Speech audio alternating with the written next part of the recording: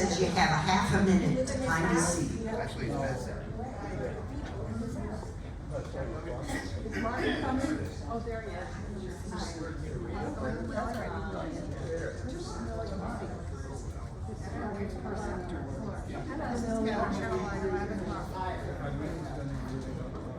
Welcome. Thank you.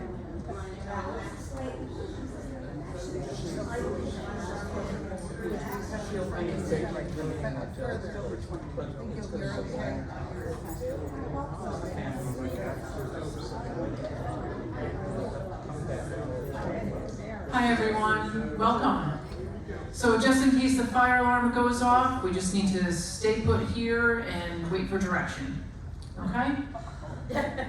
I like that, right? Welcome back. This is transition number 2. It's great that so many of you are here.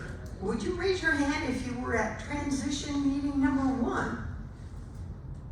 Well, thank you. That's a real compliment. You want to come back again? There is more. And this time we're going to talk about changes that have been taking place, your transitions, being a new resident and independent.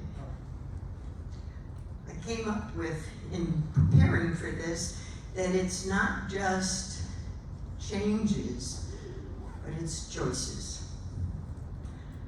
You've always had to make choices in your life, but now that you're here and independent, you're having to make different kinds of choices. And sometimes they're daily choices. Talk about changes. How many of you ever came to a half-hour starting time? 11:30?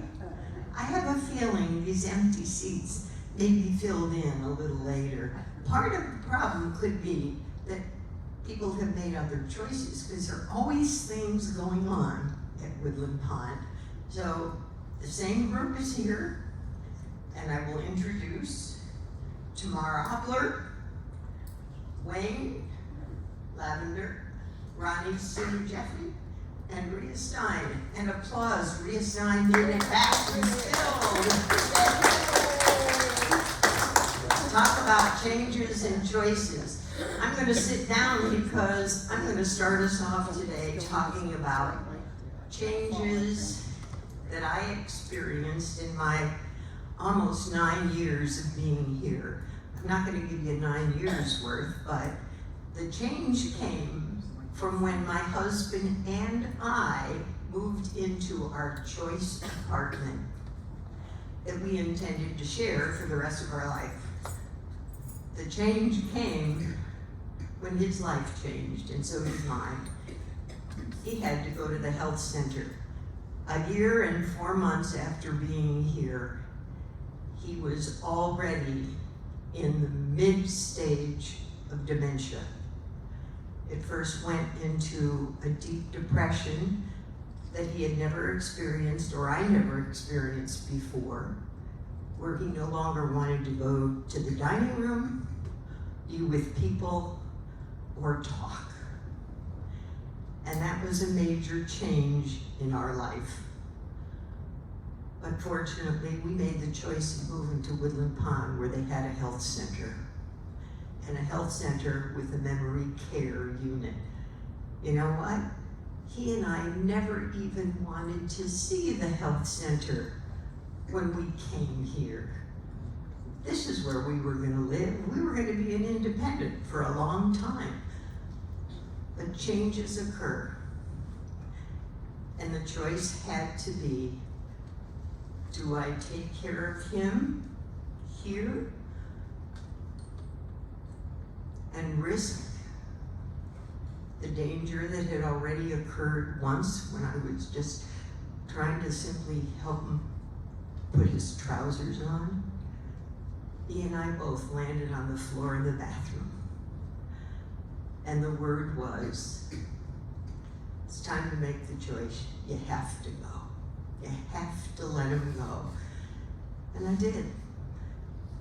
And then was a change, because instead of spending my time here for 4.5 years, I felt as though I became a resident of the health center, and very happy to report they were wonderful 4 years that I could be with him morning and afternoon. Of course, I didn't have much of my own life, but that was a choice that I made.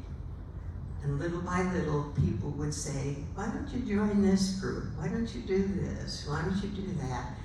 And the reality is, you have to think about it and you have to make a choice. You can't be helpful to someone else if you're knocking yourself down.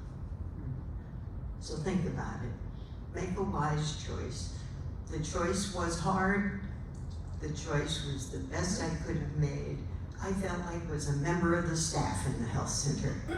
All the residents knew me, all the staff knew me, and I could make a difference for my husband and for others who were there. So it gave me a good feeling of being an important part of the health center, having been on the health center committee again for several years. And then the reality, not just COVID, but death.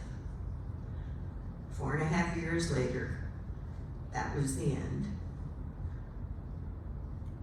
We knew it was. We had to face reality, and changes are still taking place in my life on a daily basis. But I have choices that I didn't have when I was spending 4.5 years there. I now can make choices for what's important to me. Today, we're going to talk about changes and choices. And I'm turning the mic over to Rhea now, who's going to talk about the realities that she's had to face recently. Hi. You have to forgive me, but my voice is kind of gone. I've had, for 10 years, I've been here for 10 years. For 10 years, I have experienced extremely good health.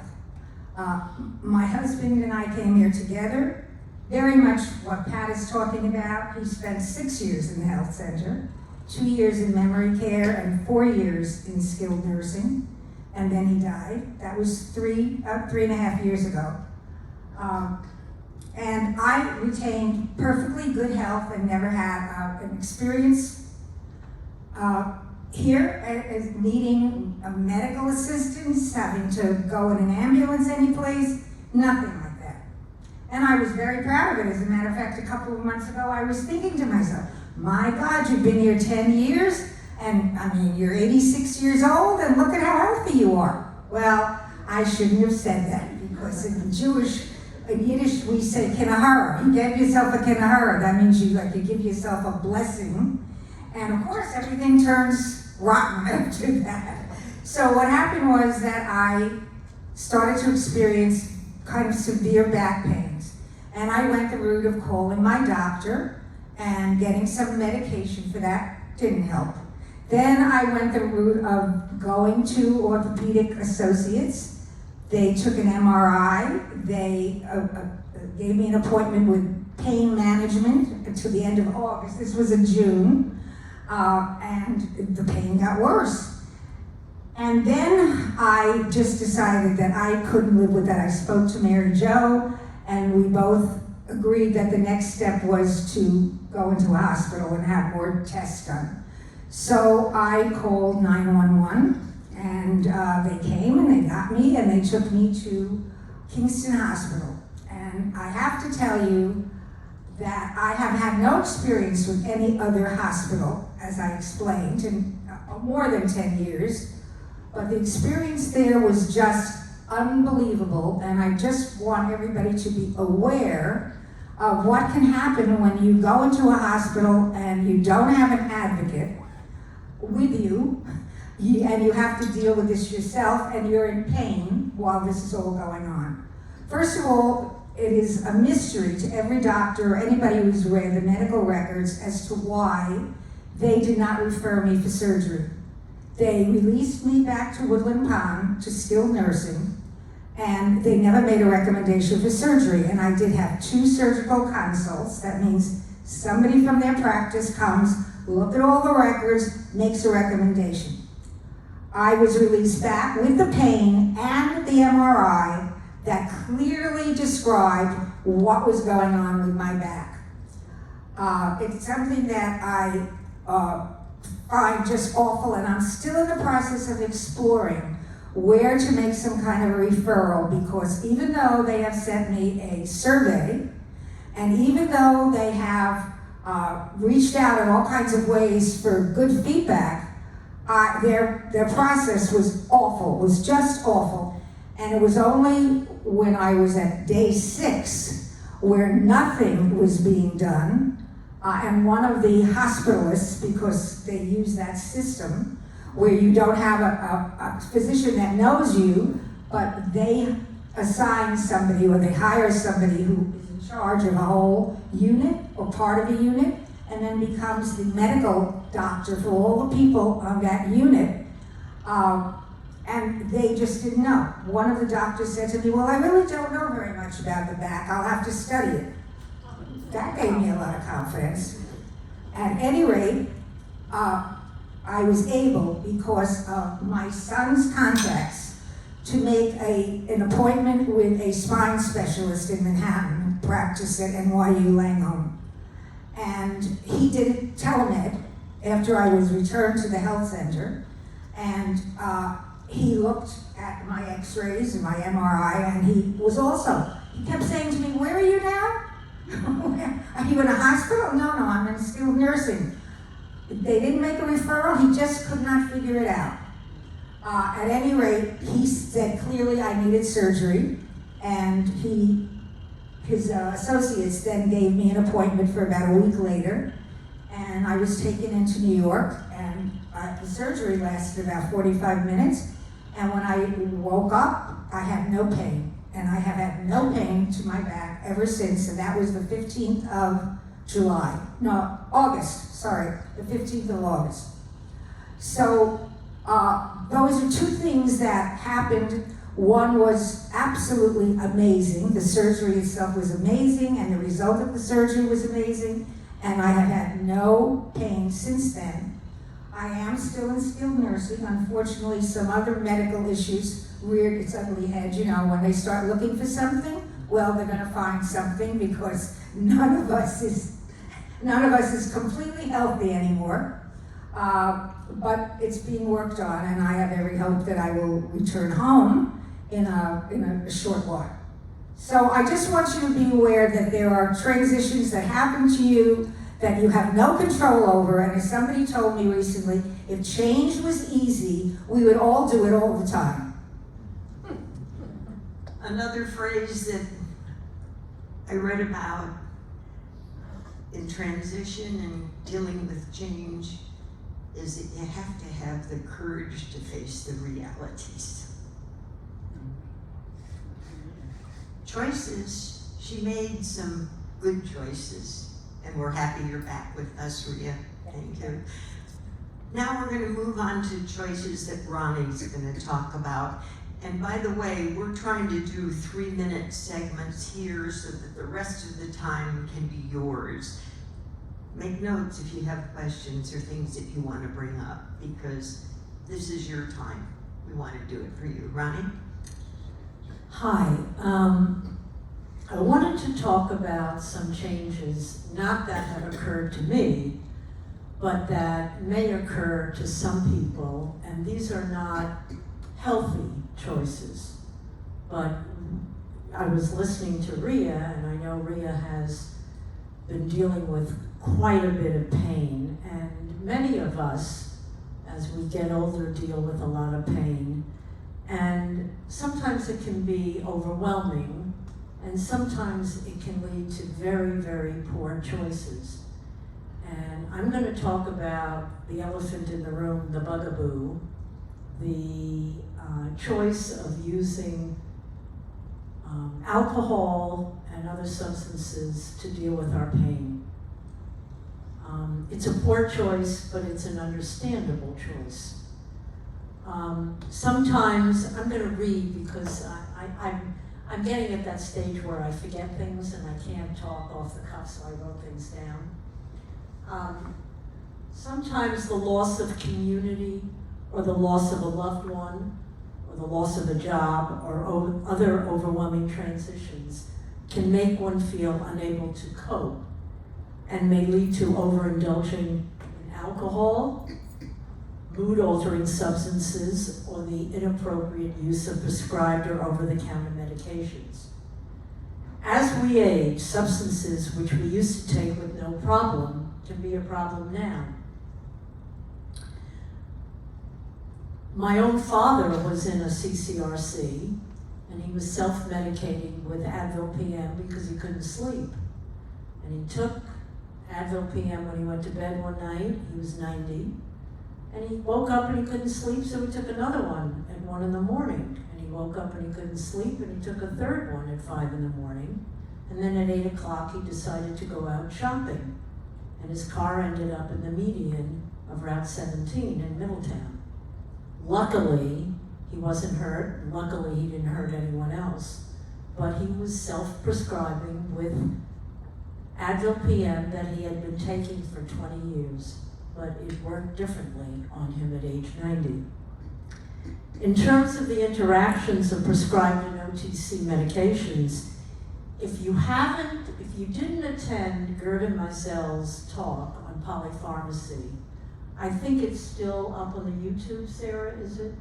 Please watch it. It was so enlightening about how we continue to take meds that were prescribed to us 20 years ago, and our doctors say, oh yeah, you're on XYZ, please continue to take them. This is a real problem. And seemingly innocuous OTC or prescribed medications can really not be so innocuous as they interact with other medications or because of our age. So if you're feeling overwhelmed, don't overindulge. A glass of wine's not going to kill you, but be mindful of things that you ingest in your body that maybe you shouldn't. What you really want to do is reach out. This is the big word here at Woodland Pond. There are so many people you can reach out to. Your neighbor, your friends in an interest group. I have my friends here. If you have a spouse or you have a particularly good friend, reach out to Sarah, Mary Jo, Angel. There are so many people here who can help you if you have an issue.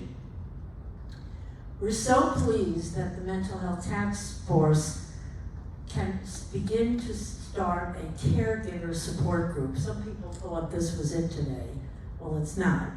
But the Alzheimer's Association, you know that group that, we bug you and we're raising money all the time? Well, they're coming to do a caregiver support group.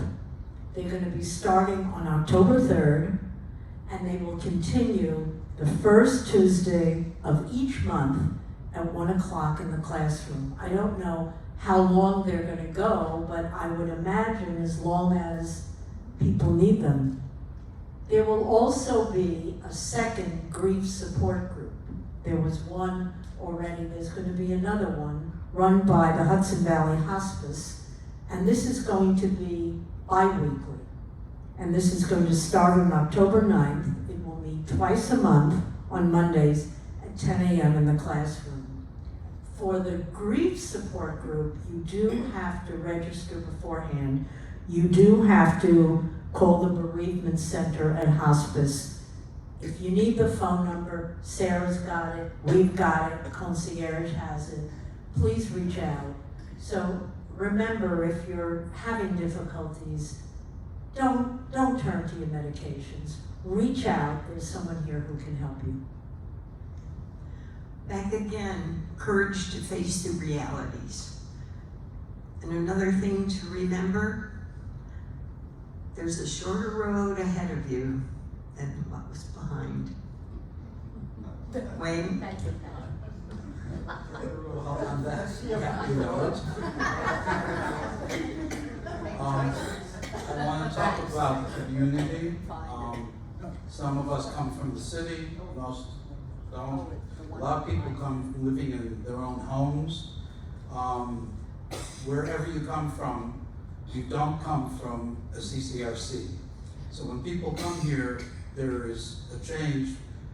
It's often accompanied by loss, because often losses were the impetus, or anticipated losses were the impetus for making the change. But if you can feel a sense of community, if that's achieved, it's a gift. It's impactful. It's lasting. But how to find community, it's like you need a special coping skill. For those of us who tend to be extroverted, it's not as hard to make conversation. Sometimes conversation turns into friendship and turns into availability of others as a resource when one feels one needs a resource, or one's told that one needs more resources. Here, the sources of community, one is neighbors. Often neighbors are people who you run into a lot. I wonder how many nice informal relationships have formed in the elevators. I don't know. But I think it's a good number. Staff. I think most people my experience and most people I know who've come here find that the staff is particularly emotionally responsive, feels available. Not every CC is like that. Not every institution of any sort is like that. It's good to know because the staff can foster a sense of connection in us. That's another approach to community. Interest groups, as Ronnie mentioned. There are groups where you attend, and you don't necessarily have to say much, and you don't even have to listen all the time. But the point is that you're there with people that you share an interest with, and that can develop in time to more. Then there's dinner. We won't discuss the reservation process, but separate from that, over dinner, a sense of community can be forged. It varies. Some people are more reticent. Some people are not used to sitting with strangers or even relative strangers at dinner. But when it works, and it's not terribly predictable when it will work, there's more connection. And connection is strengthening. The Welcome Committee. Everybody has a mentor. I came here in the late stages of COVID, and because I had to close down my practice and move. And so it was a rough time in many ways, but it was a blessing for me because I said, I need somebody when I come here to orient me, because everybody's walking around with masks, and sometimes I come here and there is no dinner downstairs. It's shut down for good health reasons. So I was told that Suzanne Arkowski, my neighbor, would be my mentor, and in some ways she still is my mentor. But all members of the Welcome Committee have information and are there. It's a built-in in the structure for building community. And then there's volunteerism. This is the new program that's getting going. Neighbors. Core. I've started delivering mail a couple hours a week and over on the other side. And I have a sense of community just being there. It's not a foreign place to me, and I'm doing something helpful. It might be mundane, and maybe I'm overtrained to become a mailman, but I like it because I feel like it enhances my connection to different people, staff and residents as well on the other side. Just giving them their mail. And then the usual, oh God, is this another bill? Or, oh my goodness, this looks good. Whatever it is, it's a human connection. In the 20 months I've been here, there are 11 apartments on my floor. 4 people have passed away. And that's unusually large number. And so I feel like this is my loss and gain muscle is getting trained. Losses can be the loss of a new friend or a familiar face or a daily connection is different from the loss of somebody you know since you were 7. It's a different species, but it's real, and if it happens somewhat frequently, it's painful. But with each loss, there's a gain, because then something new comes, and prospective neighbors, it's a new kind of gain to complement a new kind of loss. Thank you, Wayne.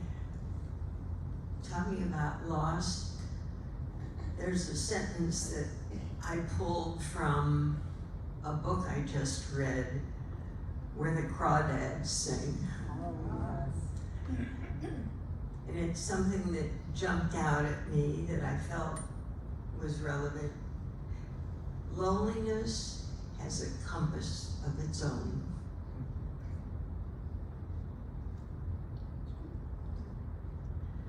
Choices. So, turn it over to Tamara. Thank you, Pat. I'm not sure that I'm speaking to the right audience, because I think those of you who are here have an interest in the health center. Most of you, I imagine, have been there. I prepared a talk for other people. Let's see, how many of you have been in the health center? As a visitor? Or visit. To visit? Okay. How many of you have been a member of the health center residency? Okay, you got a group. I prepared a talk for those of us who have never been there, who are afraid to go there, who don't want to think about it, but think about it all the time, and who are very hard to avoid it. I've had Choice. Huh? It was your choice. She says it's my choice. I like to think it's my fear, and it's something I struggle with. If it were an easy choice, I could be very comfortable. For example, I've made phone calls. My dear friend Ria, I didn't visit her at all. I saw her today, it was wonderful. I spoke to her on the phone. I didn't go visit her. And so I said, well, what should I say about us who can't do it? And, well, you should volunteer, you should, experience it. You can be helpful to other people if you go. But I know that, we all know that. It hasn't gotten me there. And I thought very, very hard, what could get me there? And I did come up with an actual answer. If I go for myself, if I go so that I can experience things and I can learn and I can deal with my fears, not being good to somebody else, not being virtuous, but going to help myself. Have I done that yet? No. But I do want to. And in thinking about this, I thought there is a boogeyman with all of this, which is incapacity and death. And as Ronnie added about the elephant in the room, substance abuse, but particularly the idea of having less ability, less power, and that, yes, Woodland Pond, people say, is the last home you're going to have. But for many people, it's not. The health center is the last home.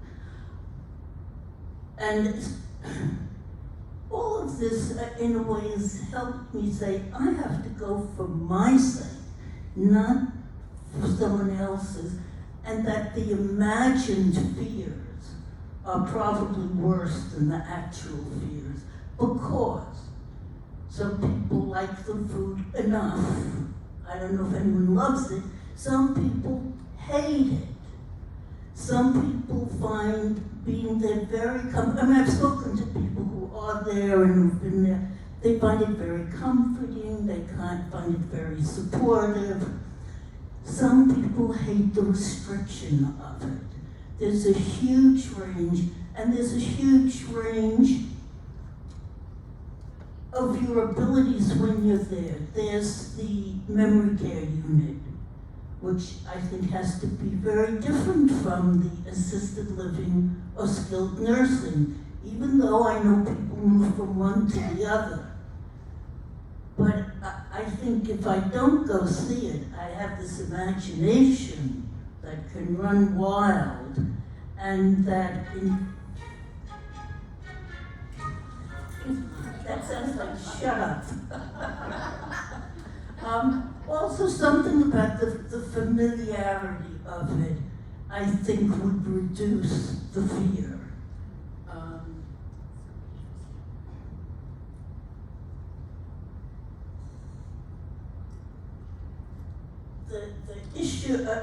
The issue of volunteering is the last thing I want to bring up. Wayne is delivering mail. Some people read to their friends or not friends. Or some people are getting involved in transport. Having an occasion to go there, setting up your life so that you're expected there, I think can be not only helpful to the person there, but helpful to us. So I just hope I've addressed those of us who really have this fear and have big plans to deal with it beyond. Thank you. Thank you, everybody. Fear is the strong word in many ways. The loneliness, the fear. But we have support here that you wouldn't have had if you stayed alone in your prior residence. We help one another, but the staff helps us. We're all together in this. So Sarah, we're turning it over to you. We know that we want to be here to embrace the life that we have.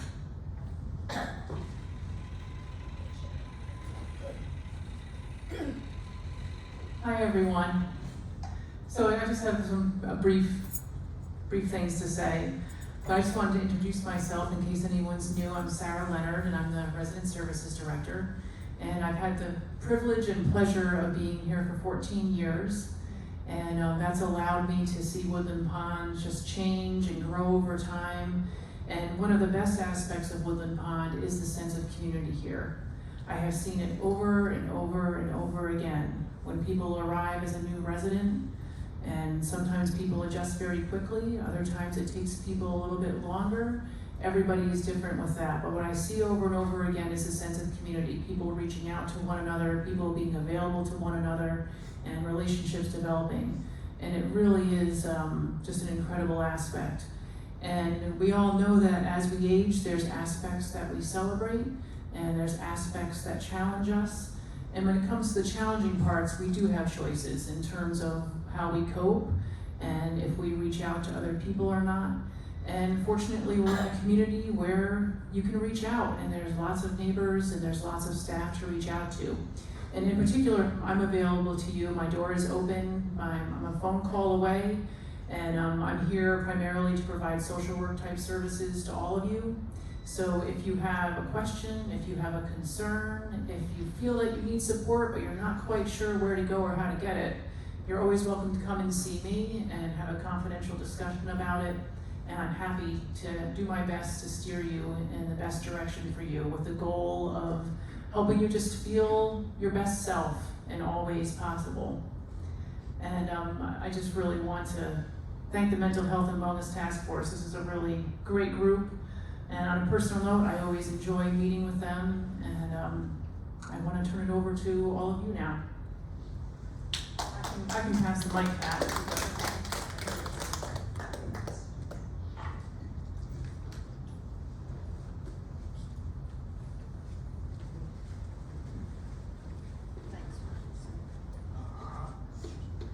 I just wanted to thank you folks, the task force, for sharing some very personal feelings, especially Tamar. I really felt that was such an honest sharing that you did about your fear. That's not an easy thing to do.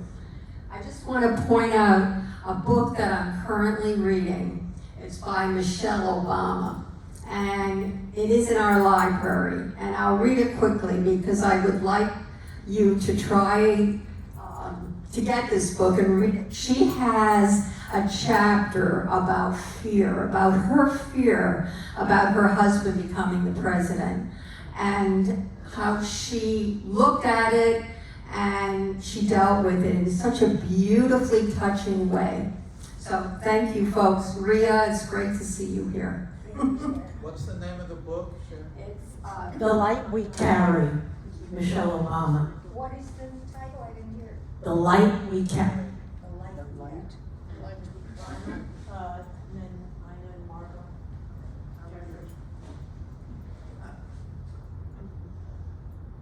My first contact with the health center was when Joan LaChance either had a hip or a knee surgery, I don't remember which, and was recuperating there, and I went and brought her flowers, talked a little, and then when I went out into the hall, there were a bunch of people in wheelchairs staring off into space. And that absolutely scared shit out of me. The fear that I was gonna be there. And it's inevitable that we're gonna end up, looking up at the grass. But the idea of doing that before you die really terrified me. And it still does. And I don't know how one overcomes that. Ina, Margot, Jeffrey.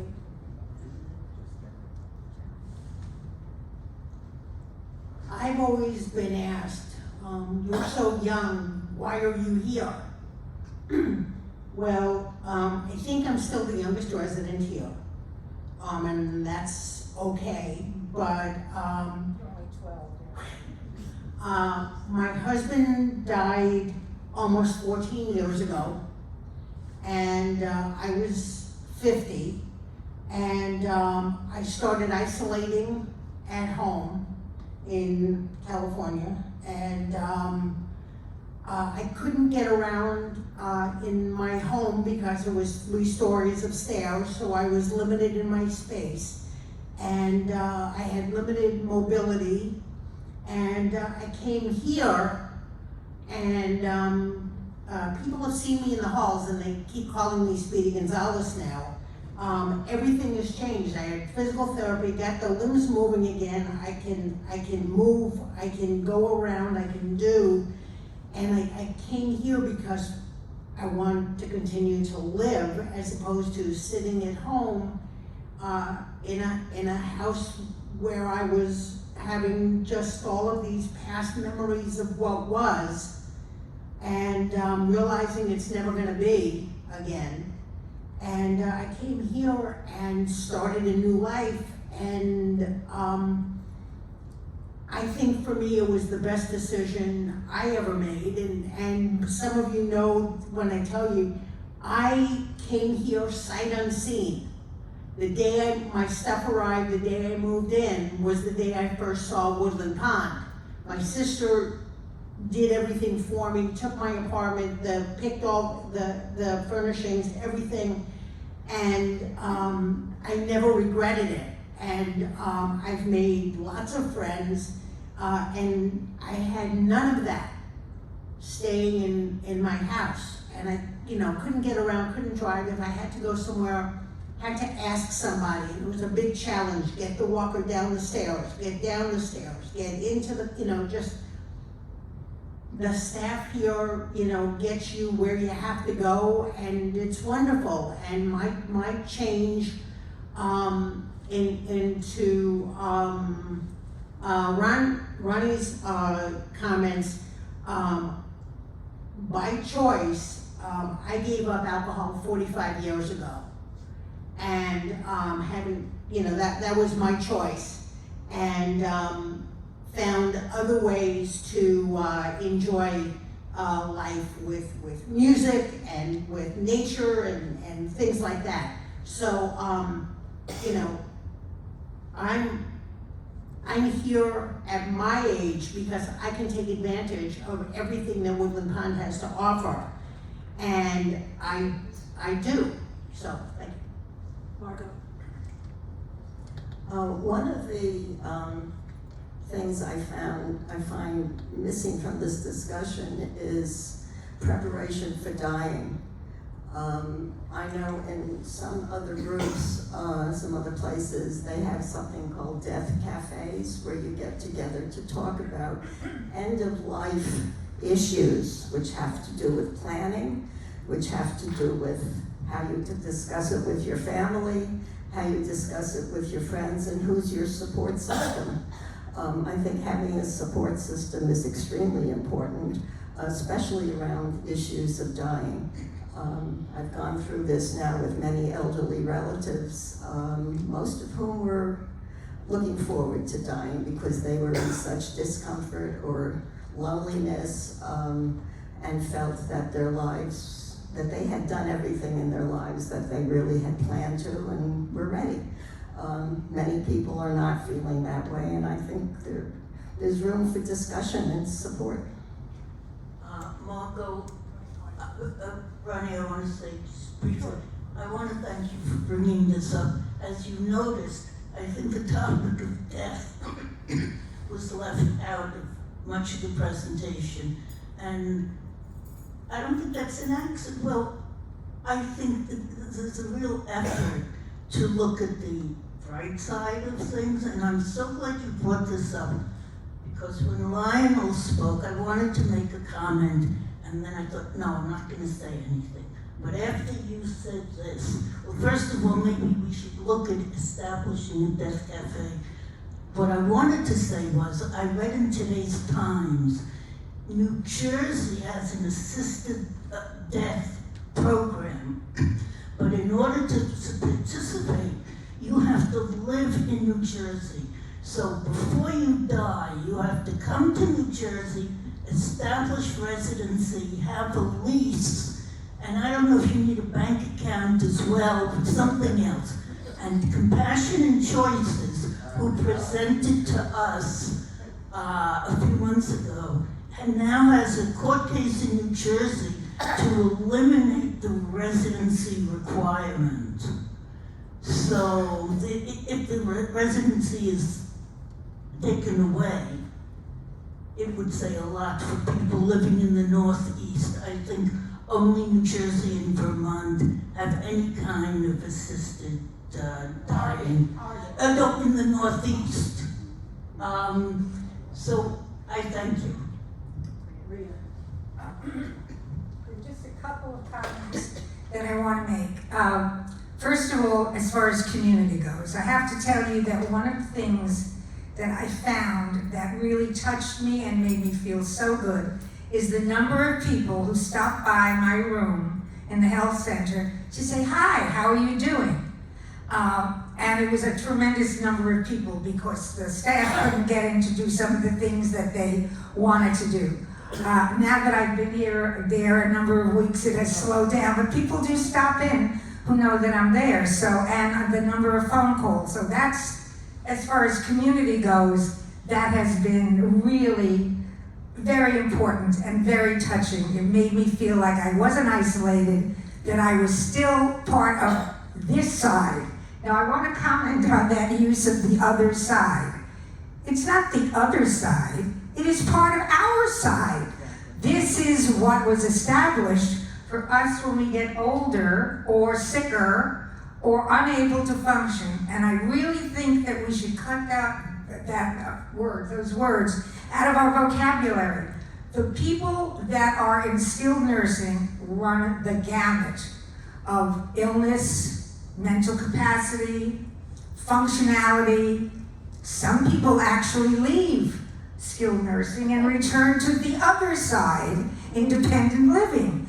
So I think we have to keep that in mind, that they are us and we are them, and it's all one continuum.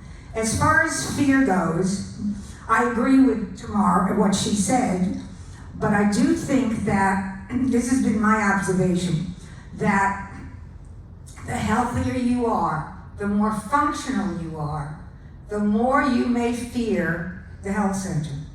Because the more you have to give up, the further you have to go. If you are impaired in some way, you may welcome skilled nursing because they are wonderful. They are so attentive, they are so warm, they are so caring.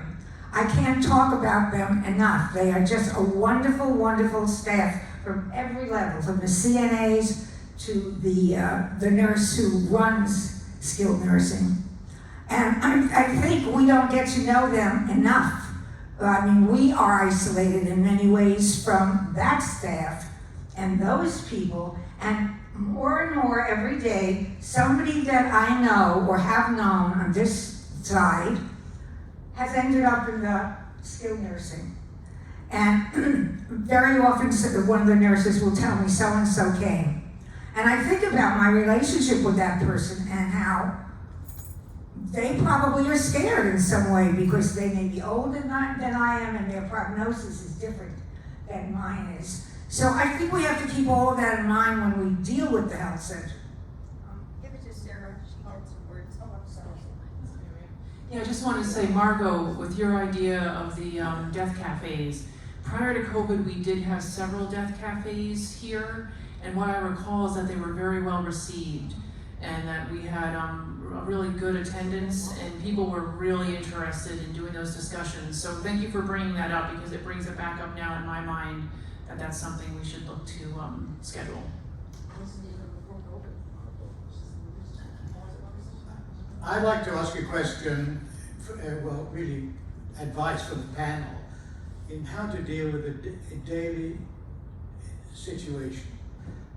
In independent living, if you've been here long enough, you will notice changes in your friends and people that you know that aren't yet in your friendship pattern. It's important, I think, to recognize that we're all getting worse. We're all visibly becoming worse.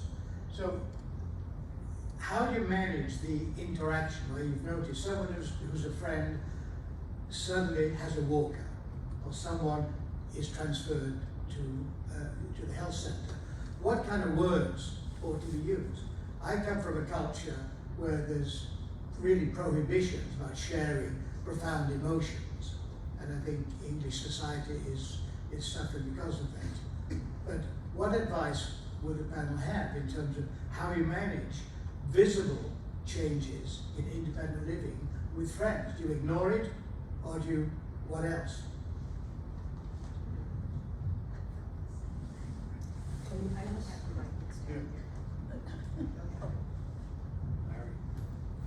I can just tell you my own experience. Physical changes I've been comfortable with. If I see someone using a walker, I might just go up to them and say, oh, you've decided to use a walker, or is this something new? And just inquire. I have a particular interest in walkers because I had hip replacements and used a walker, and I found a walker, and I think of walkers as being so liberating that someone, a cane goes so far and no further, and a walker really is, I think it's very positive. Physical things I can speak about. If I see someone deteriorating in terms of cognitive abilities, I find that much more difficult. What I find myself doing is simplifying my speech, slowing things down, trying to recognize the slowing down of the other person and fitting myself to them rather than just repeating what I'm saying. Many of you may remember a friendly fellow who just recently passed away, John. He had a kind greeting for every single person who would go in front of him. You remember what he'd say? Nice to see you today. Good to see you. Happy to see you. Every day. And when I saw that notice that John had passed, I thought of the light that he brought to so many people in the short few years that he was here. Good to see you. How are you feeling? But I'm going to tell you one thing that I personally experienced when my husband was in the memory unit, because I brought him about every single day. What was so painful, and I finally got over it, but it still is here, when someone would come to me and say, does he know who you are? And I came up with an answer. I choose to believe he knows who I am. Someone else? Rhea, no, wait, Pat. Go ahead. Rhea and then this lady. Oh, sorry.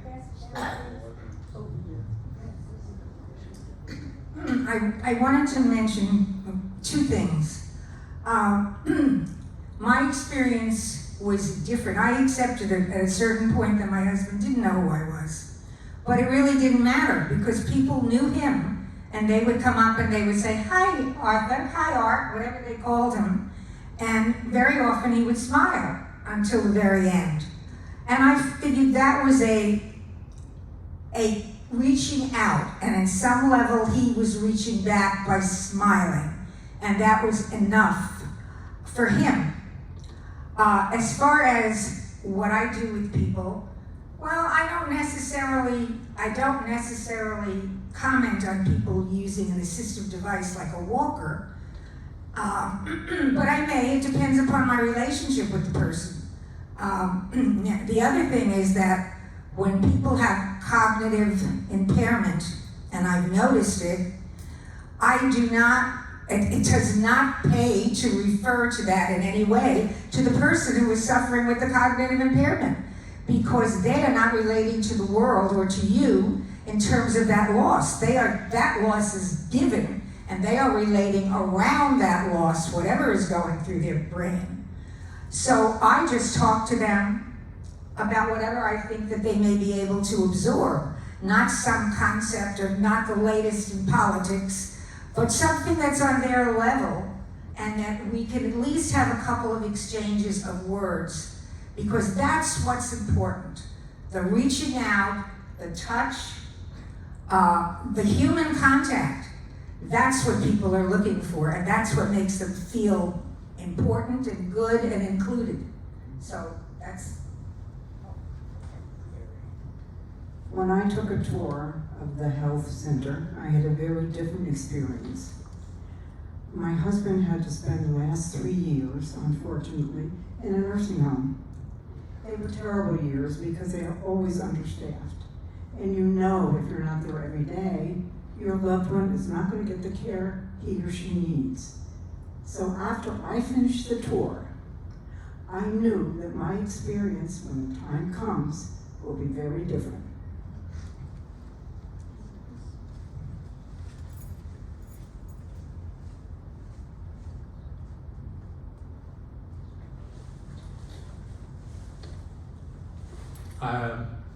I'm not at the moment living in independent living.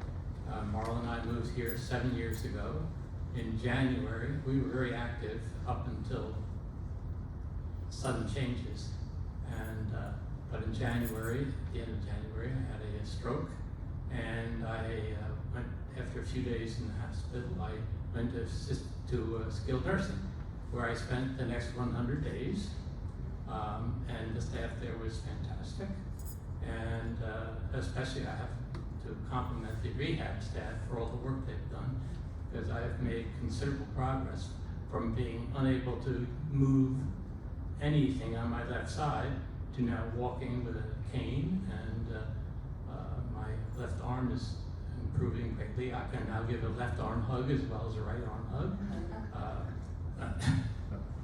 I want to say something about community.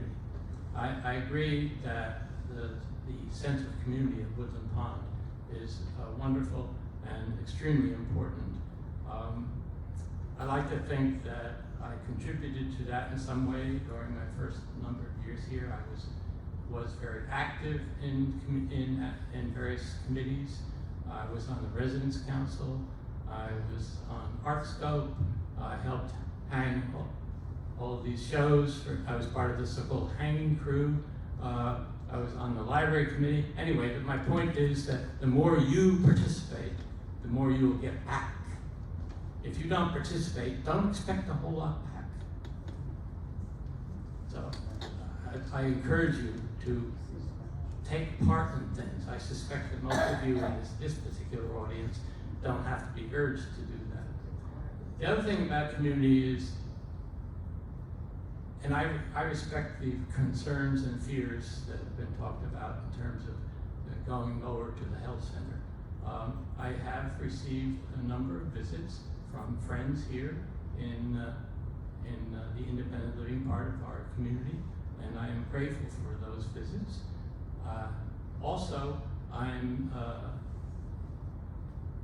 privileged to, thanks to over 50 years of rock climbing in this area, have a number of friends in the community. And I have to tell you, more of them have come to see me than residents of Woodland Pond. I'm not blaming anybody, I'm not faulting anybody, that's just a statement of fact. And I have no idea why they feel more inclined to come. I do know that over my 50 years, I know at least 9 people, close friends and just acquaintances who have died in mountaineering accidents. So death is a daily part of any climbing community. And I don't fear it. I say, to hell with it, I just get on with my life.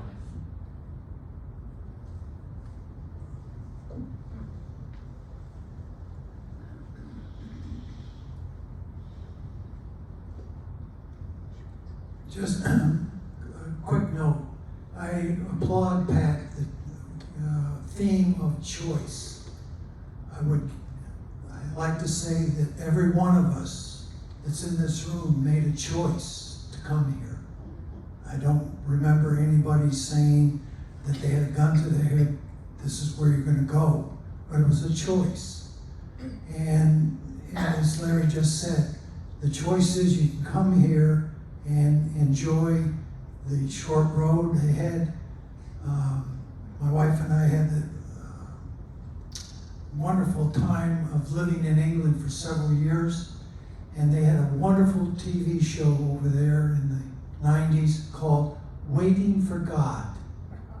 And if you want to think about where you are, and that was a nursing home, think about waiting for God, because that's the choice you've made.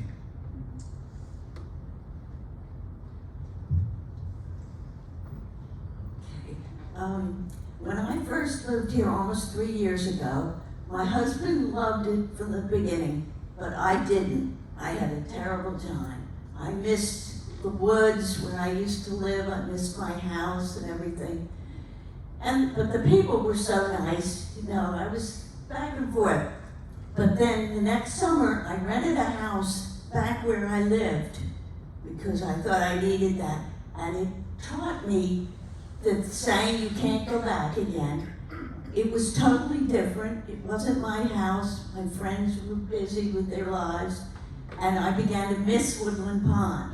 So, and then I made a choice to be happy, to embrace everything that's here.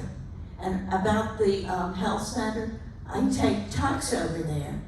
And it's so clean. It doesn't have a bad smell or anything. Everybody's nice and you see them smile, and it's not bad tomorrow if you want to try it.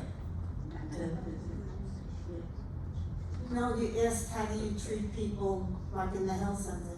You treat them the way you treat anybody else.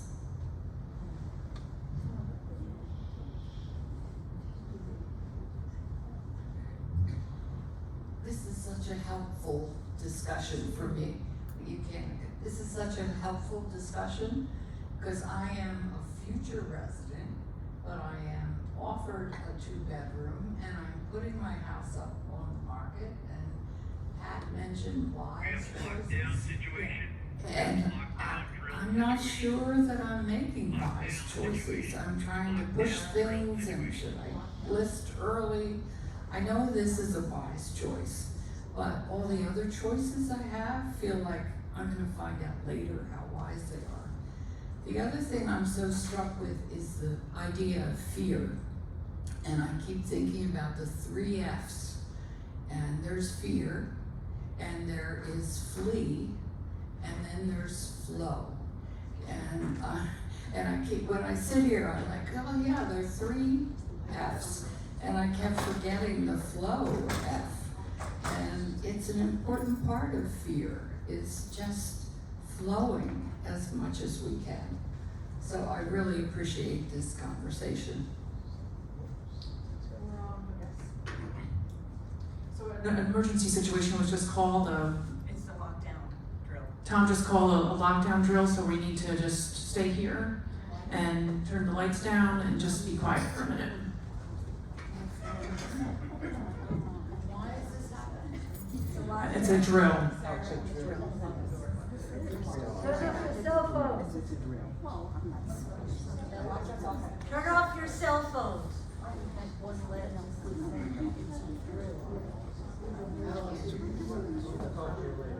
Another light. No.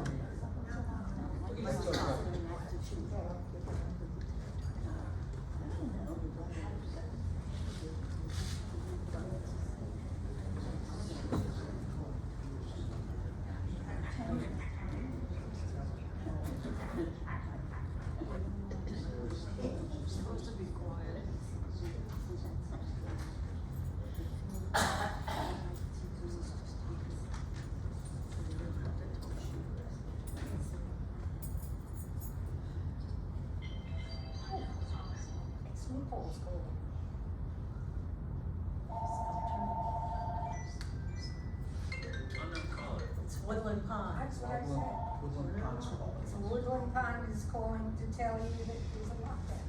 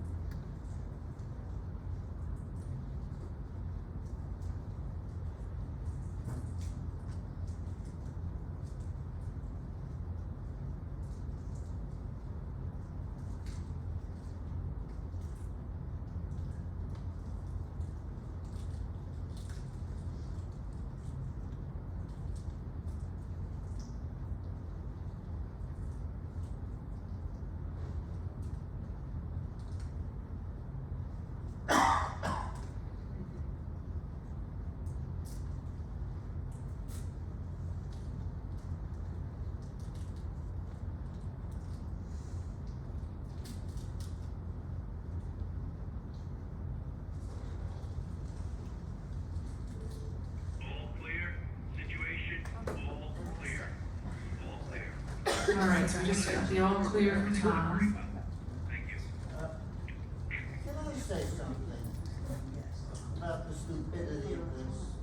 Why were we sitting in the dark quietly when we should have been moving furniture, blocking the doors, moving furniture, blocking the doors? Instead of Gretchen, sitting here okay, and Lionel. being stupid. Okay, excuse me. Gretchen actually did start to barricade the doors. Why weren't we, with all these chairs and furniture, why wasn't it moved over? I think I will take note of that and I can share that with the rest of our directors to let them know that that's a suggestion. The other thing I noticed Yeah. was we did not turn out all the lights. Yeah, I don't know how to turn off these lights. The corner lights, the switches in the corner. Okay, these light switches in the corner, I didn't know that light switch was there. Well, we should know. After 14 years, I did not know that light switch was there. Now I know. You learn something new every We should day. have got into a corner, got on the floor or something.